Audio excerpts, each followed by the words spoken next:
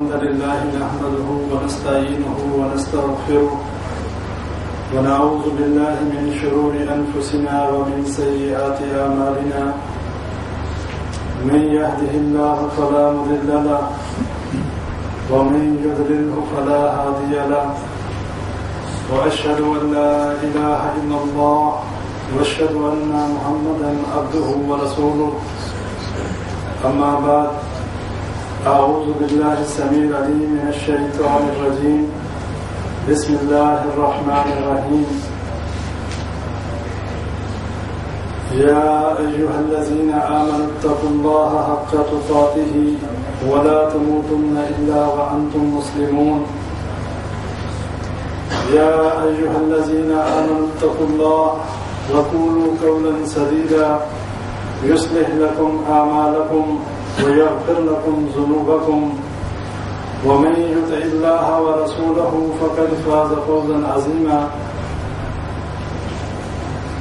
رب اشرح لي صدري ويسر لي امري واحلل عقدة من لساني يفقهوا قولي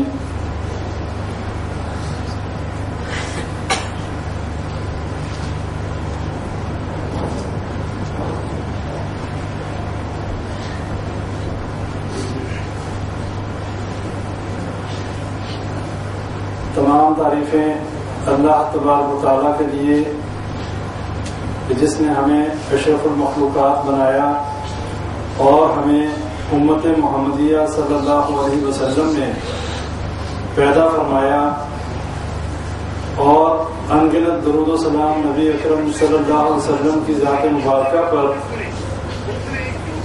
کہ نبی اکرم صلی اللہ علیہ وسلم جو کہ امام الانبیاء خاتم النبیین اور تمام انبیاء کے سردار تمام مخلوقات کے لیے نبی بنا کر بھیجے گئے اور ان کی زندگی جو ہے ہمارے لیے بہترین نمونہ ہے۔ اللہ تبارک و تعالیٰ نے قرآن مجید میں یہ بات ذکر فرمائی لقد کان لکم فی رسول اللہ اسوۃ حسنہ کہ یقینی بات ہے، یہ آزمائی ہوئی بات ہے، یقیناً نبی اکرم صلی اللہ علیہ وسلم کی زندگی ہمارے لیے بہترین نمونہ ہے۔ اور پچھلے دروس جن موضوعات پر ہو چکے صرف بھائیوں کی یاد دہانی کے لیے ہم عقیدہ توحید کو سمجھنے کی کوشش کر رہے ہیں قرآن و حدیث کی روشنی میں۔ سب سے پہلے ہم نے توحید کی اقسام جو ہیں وہ ہم نے سمجھی اور اس پہ ہمارا درس ہوا کہ توحید کی کتنی اقسام ہیں، توحید ربوبیت کیا ہے، توحید الوہیت کیا ہے اور توحید اسماء و صفات کیا ہے۔ اس کے بعد ہم نے توحید کی فضیلت کے اوپر ہمارا ایک درس ہوا کہ جو شخص اللہ کے ساتھ شرک نہیں کرتا اللہ نے اس کے لیے کیا انعامات رکھے ہیں اور اس کے لیے آخرت میں کیا فضیلت ہے ان لوگوں کے مقابلے میں کہ جو اللہ کے ساتھ شرک کرتے ہیں۔ اس کے بعد ہم نے شرک کی اقسام کے اوپر دو ہمارے دروس ہوئے اور ابھی ہم شرک کے حوالے سے چل رہے ہیں انشاءاللہ۔ جو پچھلا درس ہوا تھا پچھلے جمعے سے پچھلے جمعے وہ ہمارا تعویذ کے حوالے سے تھا کہ جس کے بارے میں ہم نے یہ بات قرآن و حدیث کی روشنی میں سمجھی تھی۔ نبی اکرم صلی اللہ علیہ وسلم کی واضح حدیث ہے من تعلق تمیمۃ فقد اشرک کہ جس نے گلے میں کوئی چیز لٹکائی جسے تعویذ کہا جائے، کوئی بھی ایسی چیز کسی بیماری یا کسی خوف سے بچنے کے لیے فقد اشرک اس نے شرک کیا۔ تو یہ بات ہم نے پچھلے درس میں جو ہے بھائیوں کے سامنے رکھی تھی۔ آج ہمارا موضوع اور آج ہمارا درس جو ہے وہ اسی حوالے سے کہ اگر کوئی بتوں کو سجدہ کرے، کسی درخت کو سجدہ کرے، کسی قبر کو سجدہ کرے، ان جگہوں پر سجدہ کرنے والا اس کی کیا شرعی حیثیت ہے اور ان مقامات کی جو ہے وہ شرعی حیثیت کیا ہے۔ اس حوالے سے آج ہم نے یہ دیکھنا ہے کہ جو شخص قبروں کے آگے سجدے کرے، قبروں کے گرد طواف کرے، قبروں سے فیض حاصل کرنے کے عقیدے رکھے، جس کے دل میں یہ بات ہو کہ یہ قبر والے جو ہیں ہماری مشکل کو حل کر دیتے ہیں، ہمیں اولاد دے دیتے ہیں، اس کے بارے میں قرآن و حدیث کیا کہتا ہے؟ اور اسی حوالے سے کہ مشرکین مکہ جو تھے، یہ بھی بات سامنے رکھی جائے گی کہ مشرکین مکہ کیا اللہ کا انکار کرتے تھے؟ کیا وہ اللہ کو مانتے ہی نہیں تھے، یا وہ اللہ کے ہاں توسل کا جو ہے عقیدہ رکھتے تھے؟ اس کے اوپر تھوڑی سی تفصیلی بات ہوگی۔ ویسے خلاصتاً یہ باتیں آپ کے سامنے رکھی جا چکی۔ ایک حدیث میں نے آپ بھائیوں کے سامنے پچھلے دروس میں رکھی تھی، اس کا حوالہ دینا چاہتا ہوں، ہو سکتا ہے کسی بھائی کو تحقیق کے طور پہ وہ دیکھنی ہو۔ مسند احمد کی ایک حدیث میں نے آپ بھائیوں کے سامنے بیان کی تھی، جس میں ایک واقعہ تھا کہ ایک شخص جو ہے وہ ایک مکھی کی وجہ سے جہنم میں چلا گیا اور ایک شخص ایک مکھی کی وجہ سے جنت میں چلا گیا۔ یہ صحیح حدیث ہے، مسند احمد میں یہ موجود ہے۔ اور یہ حدیث ایسے ہی تھی کہ ایک قبیلے میں ایک بت تھا کہ اس قبیلے والے وہاں سے کسی شخص کو گزرنے نہیں دیتے تھے جب تک کوئی اس بت کے اوپر کوئی چڑھاوا، کوئی نظر و نیاز نہ دے۔ تو دو لوگ وہاں سے ان کا گزر ہوا، تو وہی فرمائش انہوں نے ان دونوں لوگوں کے سامنے رکھی کہ اس بت کے اوپر کچھ نظر و نیاز دو، تب تم یہاں سے جا سکتے ہو، وگرنہ تم نہیں جا سکتے۔ انہوں نے کہا کہ ہمارے پاس اس بت کے اوپر چڑھانے کے لیے کچھ بھی نہیں۔ انہوں نے کہا چاہے ایک مکھی ہی مار کر جو ہے اس پہ چڑھا دو۔ تو ایک شخص نے جو ہے وہ مکھی ماری اور اس بت پہ چڑھا دی۔ نبی صلی اللہ علیہ وسلم نے فرمایا کہ وہ اس مکھی کی وجہ سے جہنم میں گیا۔ اور جو دوسرا شخص تھا اس نے کہا کہ مکھی بھی اگر چڑھائی جائے گی تو مکھی بنانے والے کے نام پر، کسی غیر اللہ کے نام پر مکھی بھی نہیں چڑھائی جا سکتی۔ انہوں نے اس کو قتل کر دیا، اس کو جان سے مار دیا۔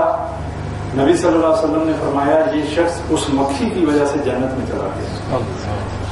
اب یہ سمجھنے کی بات ہے، یہاں پر صرف عقیدے کی بات ہے، یہاں پر مال و دولت یا ایسی بات نہیں کہ کوئی بہت سارا مال و دولت غیر اللہ کے نام پہ دے تو شاید وہ شرک ہے۔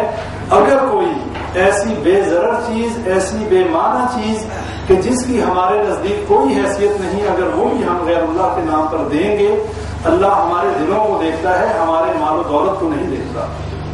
اللہ یہ دیکھتا ہے کہ اس کے دل میں تقویٰ کتنا ہے، اس کے دل کے اندر توحید کی دولت کتنی ہے۔ اور اگر رائی کے دانے کے برابر بھی شرک ہمارے اندر ہوا، 100 میں سے 1% چھوڑ کے 0.001% بھی ہمارے دلوں کے اندر شرک ہوا، ہماری نجات نہیں ہے۔ اس لیے کہ شرک جو ہے اس کی موجودگی میں کوئی عمل اللہ کے ہاں قابل قبول نہیں۔ اللہ نے واضح قرآن میں فرما دیا ان اللہ لا یغفر ان یشرک بہ، کہ میں ہرگز اس کو معاف نہیں کروں گا جس نے میرے ساتھ شرک کیا۔ اب ہم اپنے موضوع کی طرف آتے ہیں کہ ہم ہمارے بر صغیر پاک و ہند میں قبروں کی تعظیم جو ہے وہ کس حد تک ہے اور قبروں کو کیا سمجھا جاتا ہے۔ نبی اکرم صلی اللہ علیہ وسلم کی واضح حدیث موجود ہے، اور نبی صلی اللہ علیہ وسلم کے دور میں قبرستان میں جانا منع تھا، اللہ تعالیٰ نے قبروں کی زیارت سے منع کیا ہوا تھا۔ لیکن نبی اکرم صلی اللہ علیہ وسلم نے فرمایا کہ اللہ نے مجھے قبروں کی زیارت سے منع کیا تھا، لیکن اب مجھے اجازت دے دی گئی، سو تم قبروں کی زیارت کیا کرو۔ لیکن صرف 2 مقاصد بیان کیے کہ کن مقاصد کے لیے۔ ایک مقصد تو یہ کہ تمہیں اپنی موت یاد آئے۔ جب کوئی قبرستان جاتا ہے، جب کوئی قبرستان کا رخ کرتا ہے تو اسے یہ بات یاد آتی ہے، وہ جگہ دیکھ کر کہ یہ ایسی جگہ ہے کہ جہاں کل کو میں نے بھی آنا ہے، ہو سکتا ہے آج، کل یا مہینے بعد یا 1 سال کے بعد میرا بھی یہی ٹھکانہ ہے۔ اور جب ہم قبرستان کی زیارت کریں گے تبھی ہمیں یہ پتا چلے گا کہ ہم نے مرنا ہے، ورنہ دنیا کی رنگینیوں میں، دنیا کی عیش و آرام میں، دنیا کی آسائشوں میں ہمیں کہاں یاد آتا ہے کہ ہم نے مرنا ہے۔ دنیا میں تو ہم یہی سمجھتے ہیں کہ ابھی ہماری زندگی ہی کیا ہے، ابھی تو میں جوان ہوں، ابھی تو 30-35 سال میری عمر ہے، میں تو 60-70 سال کا ہوں گا، پھر دیکھیں گے۔ لیکن ہمیں یہ کس نے گارنٹی دے دی کہ ہم نے 60-70 کا ہونا ہے؟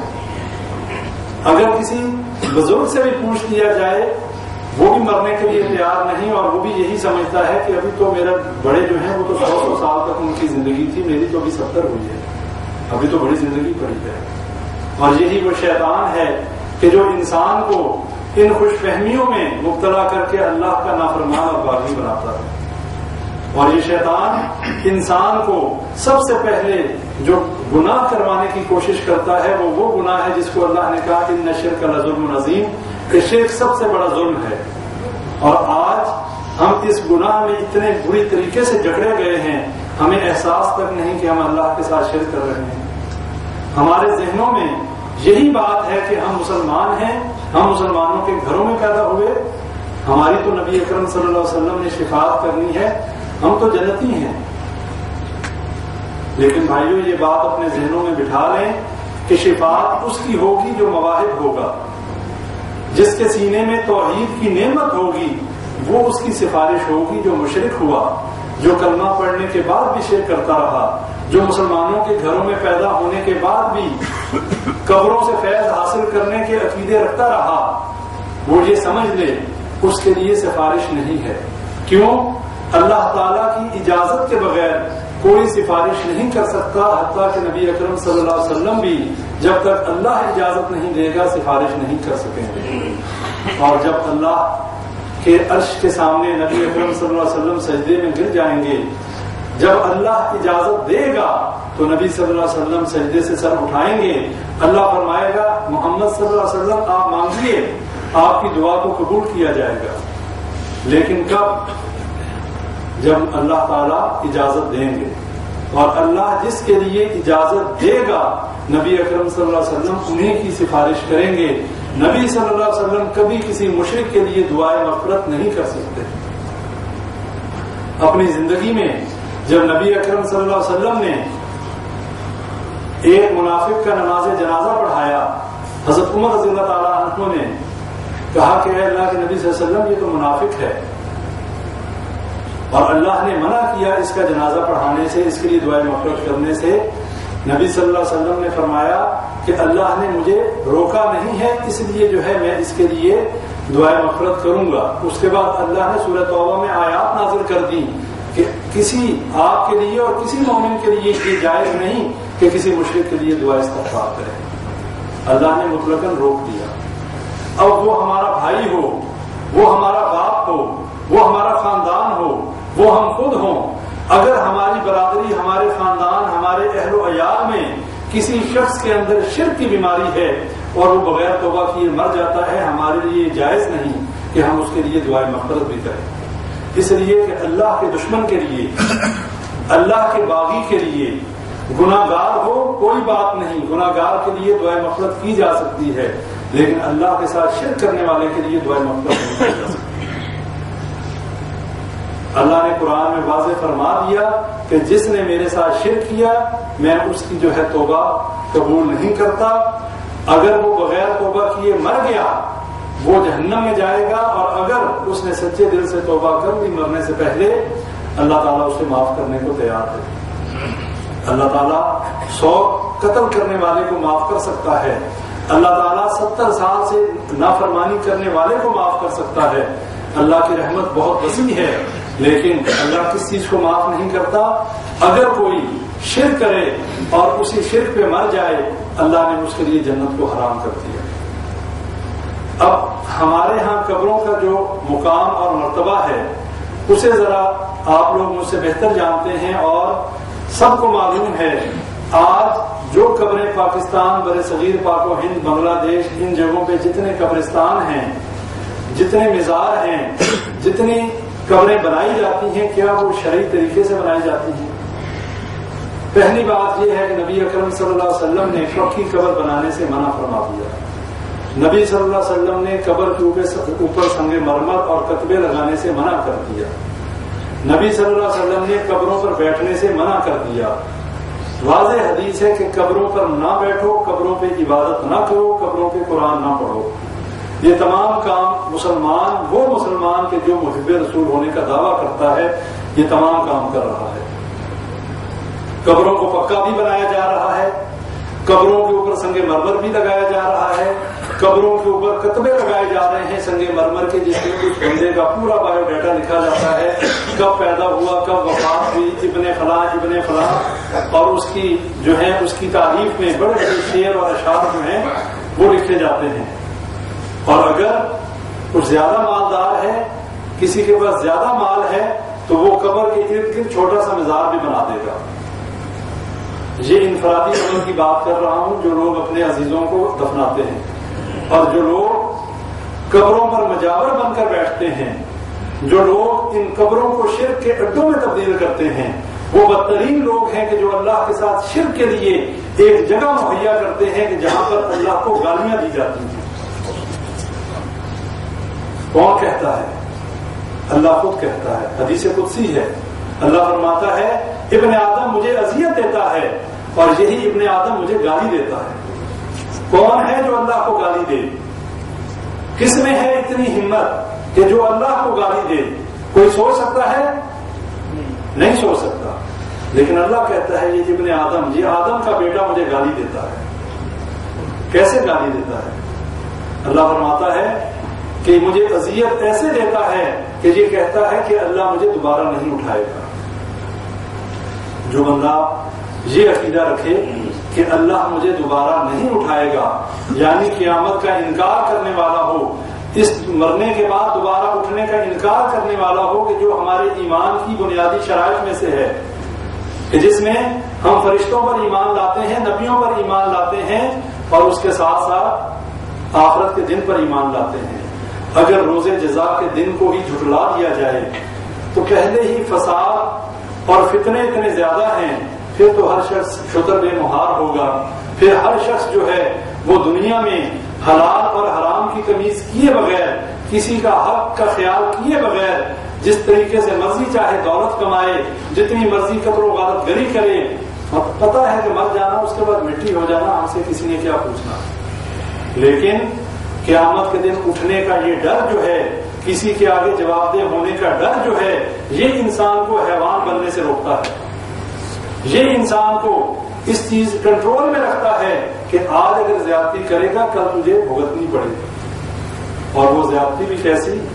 انسان تو انسان، اگر ایک جانور قیامت کے دن اللہ کے انصاف کا یہ حال ہوگا، اگر ایک بکری جس کے سینگ نہیں ہیں اور اس کو ایک سینگ والی بکری نے مارا ہوگا، قیامت کے دن اللہ اس بے سینگ بکری کو سینگ عطا کرے گا اور کہے گا اپنا بدلہ لے۔ یہ جانوروں کا معاملہ ہے، اور انسانوں کی جائیدادیں ہضم کر جانے والے، اپنے بہنوں بھائیوں کا حق حرام طریقے سے کھا جانے والے، اپنے بھائیوں کے حقوق کا خیال نہ کرنے والے، وہ یہ سوچ لیں کہ قیامت کے دن انہیں یہ دینا پڑے گا۔